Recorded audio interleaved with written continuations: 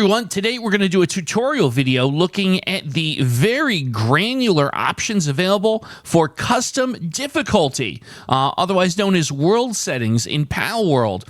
So I like tutorials that just get right into it, and that's what we're going to do. Quick side note, we are going to chapter this video, walking through each and every one of these settings and giving you a clear and concise description of what it means. So if there's a certain setting you're really interested in, you don't have to wade through the entire video to try and find it. You could just go straight to the chapter. So having said that, let's go ahead and get started. So here we are at the screen you may be familiar with. If you set up a new world, you have the ability to determine difficulty. So in addition to these pre-configured settings that the developer has for you, you can go and find custom, which allows you to click the custom settings button, and then that lets you tune a large amount of things that affect the behaviors of the game, and that's what we're going to do one by one, go through these and explain exactly how they work. So starting from the very top, daytime speed. That is going to control how fast the day goes by, if you will, in Palworld. So the way this is going to work, the lower the number, the slower the day goes by, okay? The lower the number, the slower the day goes by. The higher the number, the faster the day goes by, okay? So very simple. So if you want, a lot of daytime, you set it lower. If you want a lot less daytime, you set it higher. The same it goes for the next setting, nighttime speed. It's exactly the same way that the daytime speed works, except this is for how quickly or how slowly you want the nighttime to go by. Again, set it lower, you will have more nighttime. Set it higher, you will have less nighttime. Our next setting is EXP Rate, and that is going to govern how much EXP that you earn. Of course, EXP being shorthand for experience points, a staple in all role-playing games. And that is, of course, something you earn as you defeat enemies. So if you want to do less grinding and level up faster, you can move this EXP rate up, all the way up to 20, to get 20 times the average EXP rate you would otherwise be awarded in the game. Of course, the inverse is true. If you want a really slow grind, you can set this as low as 0.1 for very little EXP awarded per victory. So that, of course, all entirely up to you. Pal capture rate is going to be a modifier which determines how much luck you have, basically, how often you get to capture a pal. Now, this can be a little bit confusing because I think I see a lot of people when they throw a capture ball at a pal and they see a percentage on that pal before and as they throw it. That is not necessarily to be confused with the percentage of the time you will successfully capture that pal. That just means it's how captured it is at the moment you throw the ball right from the scratch. So that can be confusing. This setting is a modifier that kind of modifies the luck factor, like how frequently you are lucky enough to completely capture that pal. And of course, you can set it up to a maximum of 2, so you'll be twice as likely to capture any pal at any given time. And of course, if you felt the need, you could set this down to 0.5, so you are only half as lucky as the average person at catching a pal. The next setting we look at is pal appearance rate. Note affects game performance. Now, what this means is this governs how many pals spawn throughout the Palworld world. So if you do have a machine that's capable of dealing with some performance-demanding games, you can set this higher so that you can see more pals appearing throughout the world with a multiplier up to 3. Now, a quick note, some of those larger characters, one example would be the Mammorest character that shows up early in the game. If you, for example, set this value to 2, they will appear in pairs out in the wild. So be careful with how you use this, because yes, you do get overall more pals in the world, but you may also be in a position to have to face multiples of very large pals in certain spots, which may or may not be your cup of tea. So be advised when you're playing with this particular setting. Next up is the damage from Pals Multiplier, and this is a setting that controls how much damage you will receive in combat versus a pal. Now, interesting, keep in mind that this actually controls something else as well.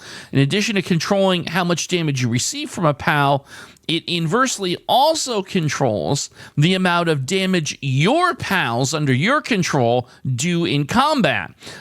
So that one setting really does govern two different aspects of this. And of course, if you set this value higher, you will receive more damage from pals in combat, up to 5 times as much. But of course, the inverse is also true with this setting. The pals under your control will deal 5 times as much damage. So very interesting setting, I think, to take a look at and play around with. Next up is the damage to Pals Multiplier. And like damage from pals, this actually, really affects two different aspects of the game. First and foremost, of course, the damage that you deal to pals in combat will be increased if you increase this value up to a maximum of 5. So you can choose to do 5 times as much damage to pals in combat. Bear in mind, this also means that pals under your control will receive 5 times as much damage when they get attacked. So again, it's one of those double-edged sword sort of settings and fascinating to play around with. So next up, the pal hunger depletion rate. This governs how quickly your pals get hungry and need to eat food. So the higher that you set this number, the faster they will get hungry, up to 5 times as fast. But of course, the inverse is true. The lower you set this value, the less often they will get hungry. So that is going to give you control over how much you have to care about the care and, of course, feeding of your pals. Pal stamina reduction rate is similar, but regarding the stamina of your pals. So when your pals are doing something that expends stamina, like perhaps mining or some sort of activity of that nature, they expend stamina, and the higher that you set that value, the quicker they will run out of stamina. And of course, conversely, the lower you set it, they will take longer to run out of stamina, and they will be able to work longer on your behalf. The PAL Auto Health Regeneration Rate is going to govern the rate at which your pals regenerate their health. It's fairly self-explanatory. Obviously, the higher you set this value, the faster they will regenerate their health. And of course, conversely, the lower you set it, the slower they will regenerate their health. PAL Sleep Health Regeneration Rate is the same sort of situation, but specifically the regeneration of health for pals that are currently in your PAL box. Again, the higher the value, the faster they will heal. The lower the value, the slower they will regain health. Next up is the damage from Player Multiplier. And so that is going to govern the damage that you receive from other players in battle. And of course, the higher that you set this, the more challenging the game will be, because you will receive up to 5 times as much damage from other players as typical. And of course, again, the lower that you set this value, the less damage you will take in combat against other player characters. So you have a lot of control over how important combat will be in the game. Of course, damage to Player Multiplier is exactly what you suspect. It controls a multiplier of how much damage you will do in combat to other players. A maximum of 5 times as much damage is typical, and as low as 1/10 of as much damage as you would typically do in combat. Again, between these two settings, you have a very fine control over the challenge of combat in the game. Next up is the player hunger depletion rate. Now, this is exactly the same concept as the PAL hunger depletion rate, except this is for you, the player. So, again, the lower you set this, the longer you will go between being hungry and needing food. The higher you set this, the more challenging the game will be, and that you will be getting hungry much more often, up to 5 times as often. The player stamina reduction rate is also just like the PAL stamina reduction rate, but for you, the player. So when you're doing things like, for example, climbing walls or swimming, you are expending stamina. And again, the higher the value, the faster you run out of stamina. The lower the value, the longer it takes for you to run out of stamina. So if that's the kind of thing that you don't want to think about, set it low. If you want the challenge of having to work quickly, you set it higher. Next up is the player auto health regeneration rate. Again, this is your player variable for how quickly you regenerate health. Same as with the associated PAL setting. The higher that you set this, the faster you regenerate health, to the point where, in my experience, when you set it to 5, it is very difficult to run out of hit points if you have an opportunity to hide somewhere or run away from an enemy. Obviously, the lower you set the value, the slower you regenerate health, and in many cases, that can make combat or difficult scenarios way more challenging. Player sleep health regeneration rate, it's pretty much as you would expect while you're sleeping. How quickly will you regenerate health? The higher, the quicker. The lower, the slower. Next up is damage to structure multiplier. That's right. For those who have gotten far along enough where they've built structures on their bases, know that if you have raids enabled, you can take damage to structures. And so this setting will define the rate at which you, or the modifier to the amount of damage you'll receive when your structure is attacked. It can be as low as 0.5, meaning you will have half as much damage as you typically would. And if you really fancy a challenge, you can set it all the way up to 3 to receive triple the damage to your structures once they are attacked, if that is the kind of thing that you enjoy dealing with. Structure deterioration rate controls the rate at which your structures will deteriorate. Now, this is an interesting setting because this does allow you to set a value of 0, which will mean that your structures do not deteriorate at all during the game. So this is one of the few settings where you can basically turn something off if you really do not want to have to deal with upkeep and repair of your structures. But, of course, the opposite is also true. If you really fancy a challenge where you've got buildings constantly deteriorating, you can set this all the way up to 10 to have them deteriorate 10 times as fast as they typically would in game. Next up is the maximum number of dropped items in a world, and this is kind of like really, the maximum amount of items that can exist in the world. It's exactly, literally as you say. You want to make sure that your system that you're playing on is powerful enough to handle a larger number, up to a maximum of 5,000 at this point. If you don't have a particularly powerful PC, you may want to keep it at 3,000. I do not know the exact recommended settings for those on Xbox. There seemed to be a lack of clear consensus on how far you can set this. Of course, this game being so early in its development cycle, there will be performance and tuning. So I suspect in not too long, if you find problems with 5,000 in the near future, I suspect you'll be able to handle that many items. Gatherable items multiplier will control how much you get from a resource. For example, if you are farming, if you are mining, it's a multiplier that calculates exactly how much of something that you get to gather when you've gathered it. Again, from harvesting, mining, so on and so forth. You can set it all the way up to 3 to get triple the normal amount of resources, or you can have it as low as half the normal amount of resources. Again, it all comes down to if you enjoy the challenge of having to do a lot of harvesting and gathering, this is going to be something up your alley. Now, the gatherable objects health multiplier. So if you think about, for example, a tree, an ore vein, a rock structure where you would mine stone, something of that nature, you'll notice that if you mine them long enough, they will begin to break down and eventually disappear. So this multiplier just governs how quickly they run out of the resource, falls apart and eventually withers away. So you can go all the way up to 3 if you want to see that there is a lot more time that you have to mine that item or chop that tree. So the higher you set the value, the more you can get out of that resource. The lower you set the value, as low as 0.5, so only half as much that you can get out of a resource before it has deteriorated. Gatherable objects respawn interval, that talks about how quickly something that has been worn down and it has been eliminated is going to respawn into your world.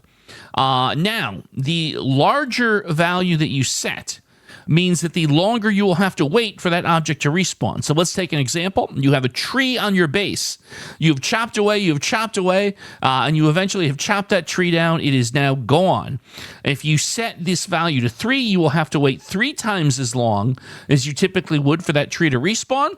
The lower the amount means the less time you will have to wait for that to respawn. So you can go from 0.5 to have it respawn twice as fast as normal, up to 3, where you have to wait 3 times as long for the respawn. Dropped items multiplier is pretty self-explanatory. When you defeat an enemy and they drop items and or resources, this is a modifier for how much of those things will get dropped.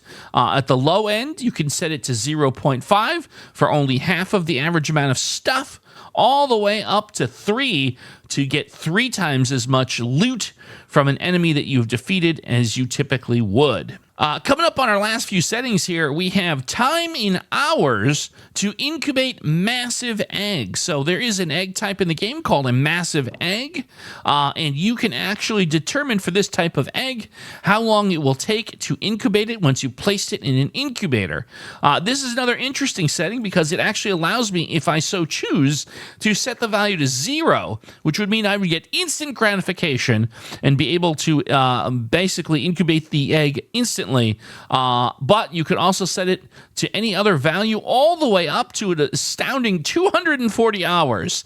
So you really do get to choose your own adventure on how much anticipation you want to build into your experience in terms of the wait to get your massive egg to be incubated. Enable raid events is going to be a yes-no switch, an on-off switch, if you will, that determines whether during the game your bases get raided.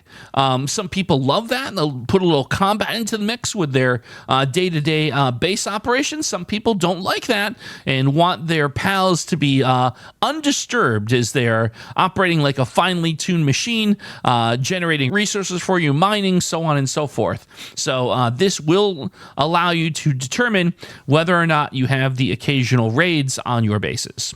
Death penalty allows you to choose the consequences for losing a life in the game. And there are 4 different consequences you can choose from.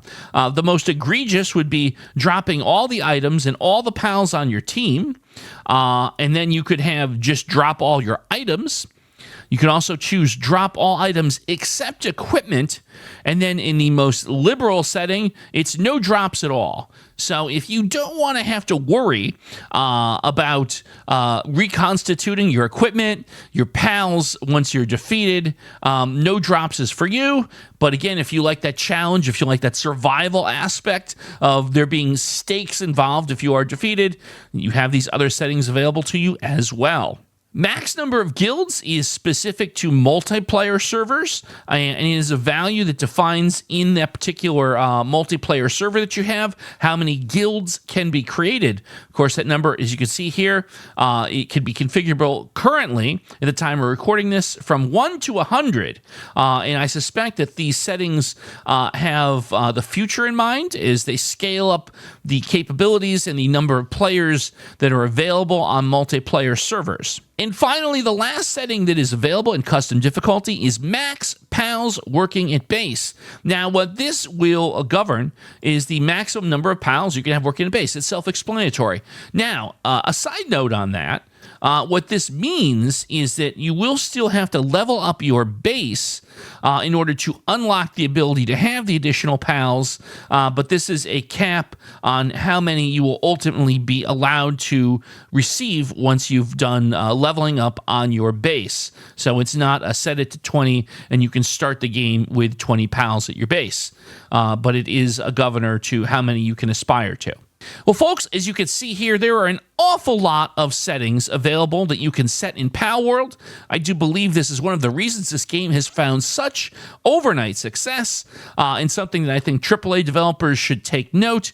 People enjoy having a good level of granularity to control what aspects of a game they want to focus on or not focus on, and Palworld does an exceptional job of creating the ability to decide if you want to focus more on the survival aspects, or perhaps the combat aspects, or perhaps the farming and mining aspects. You really, truly get to choose your own adventure with Palworld, and I think that's a phenomenal thing, and I hope that other games will take inspiration from this.